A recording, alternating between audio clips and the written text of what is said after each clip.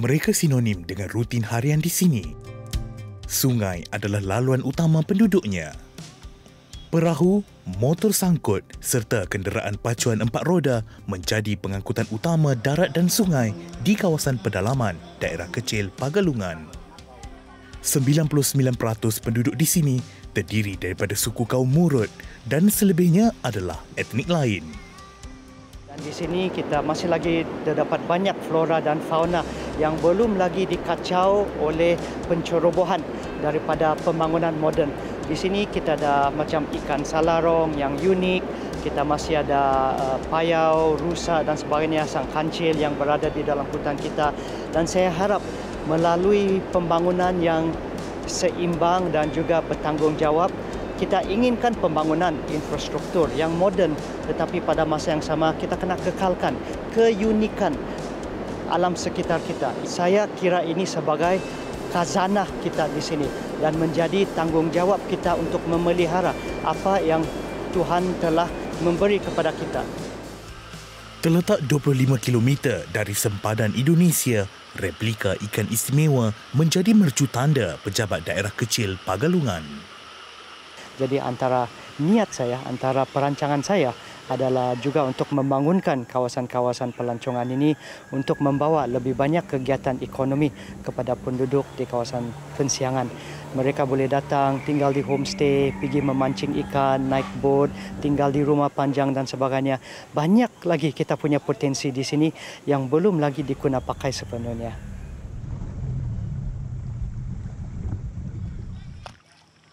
Berusia 39 tahun, Andy Astin melakukan pelbagai pekerjaan bagi menyara isteri dan 3 orang anaknya.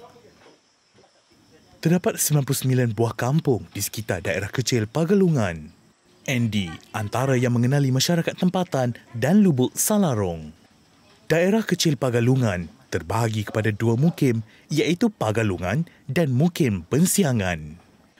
Sebahagian besar penduduk di sini bekerja sebagai petani, nelayan sungai, berniaga secara kecil-kecilan, juga anggota perkhidmatan awam.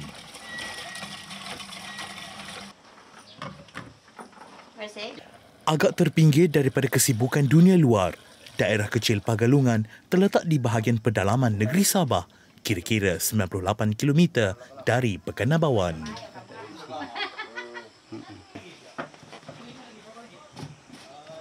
Dengan populasi hampir 8,000 penduduk, kebanyakan masyarakat di daerah kecil ini menghuni penempatan di tebing sungai. Suatu ketika dahulu, ia hanya sebuah perkampungan terpencil yang wujud pada tahun 1950 oleh 2 penduduk tempatan, iaitu Oti Angasap Biagan dari Kampung Bantul dan Keki Antugi Andual, anak jati Kampung Kakutar, Sumatalun. Nama Pagalungan diilham berdasarkan pertemuan kuala Sungai Logongon dengan kuala Sungai Tagol yang disebut Pahalungan dalam bahasa Murut. Hujan lebat semalaman menyebabkan aliran air deras di kuala sungai yang menjadi titik pertemuan antara perbatasan Malaysia-Indonesia. Berjarak hampir 2 km dari tebing pekan Pagalungan, lubuk ikan Salarong terletak tidak berapa jauh dari sini. Namun, misi pagi ini tergendala oleh air besar. Fenomena air pasang di pekan yang turut dilengkapi pusat imigresen ini adalah lumrah bagi penduduknya. Dikala air semakin surut, hasrat untuk berkunjung ke lokasi ikan Salarong diteruskan pada lewat petang. Harapan kami agar berjaya membawa hasil tangkapan satu-satunya spesies ikan yang dikatakan hanya terdapat di Sabah. Kalau kita memancing kan kadang-kadang ada, kadang-kadang tidak. Ya kalau macam tidak kerja di rumah menggunakan mancing. Ya, tapi kadang-kadang tidak dapat. Dalam satu hari itu tidak dapat. Kalau macam memancing ada kalau pukul 5 petang begitulah. Kalau macam puas memancing pulanglah.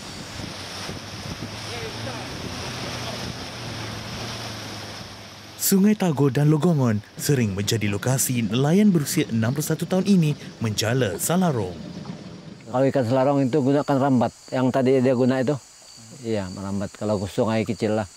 Kalau masalah sekarang air sungai besar, jarang dapat.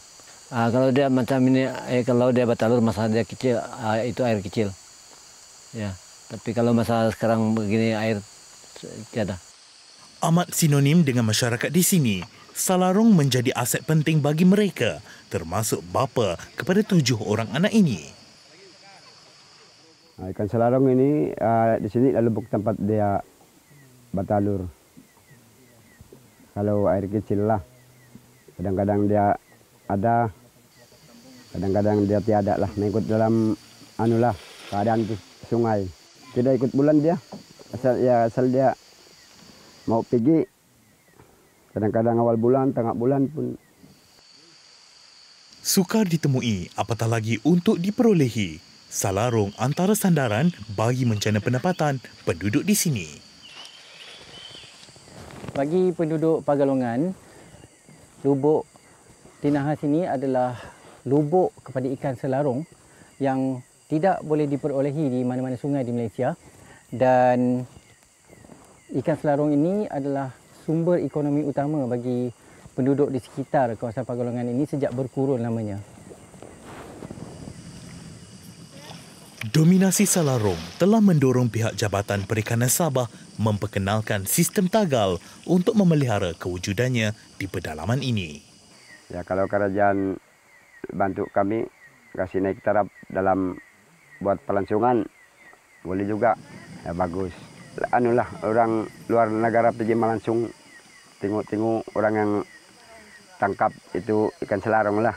Ya, boleh menambahkan pendapatan kami lah, pendapatan masyarakat kampung Cigatal lah. Sistem tagal adalah kaedah pengurusan biosfera di Sabah.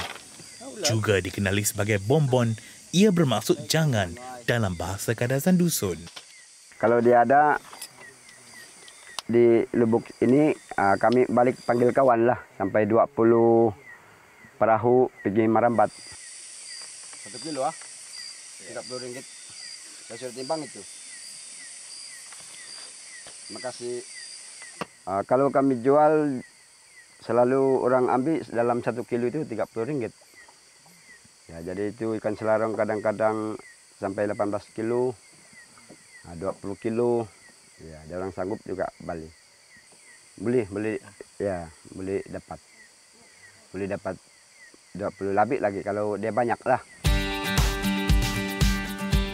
Bagi penawari alim, bapa berusia 62 tahun ini mengakui sistem tagal berjaya sebagai produk pelancongan yang menyumbang kepada pengurusan persekitaran lebih cekap, pembangunan sosial komuniti serta ekonomi mereka. Turut dikenali sebagai patin muncung, mirip ikan patin di Sungai Pahang, Salarong mempunyai tulang yang sedikit. Biarpun tangkapan hari ini kurang memuaskan, namun cukup untuk mereka. Oke, biasanya saya masak ikan Salarong.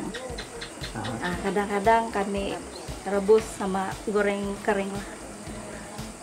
Saya punya itu mentua kan, dia suka yang kena rebus.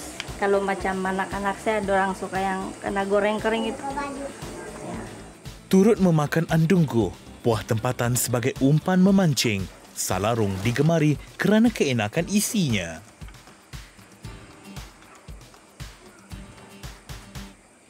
Dulu saya memang tidak tahu masak sup ikan Salarong lah, tapi setelah saya kawin, saya nampak mentua saya masak ikan Salarong, saya pun ikut juga lah macam mana cara dia masak.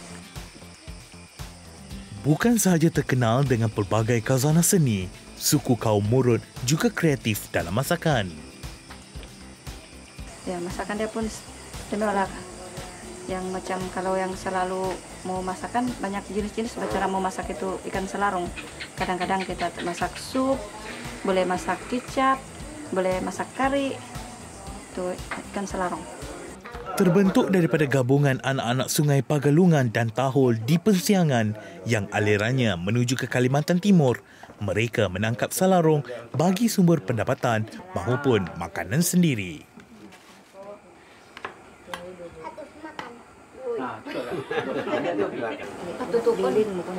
Tutupan ya. Nasi ikan dia manis dan sup dia pun rasa macam segar.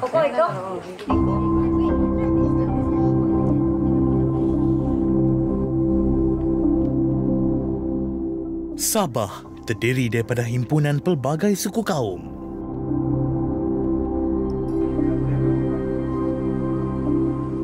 Mereka yang berkunjung ke negeri di bawah bayu ini bukan sahaja berpeluang melihat kepelbagaian flora dan faunanya, malah merasai beraneka jenis keunikan masakan yang hanya terdapat di Borneo.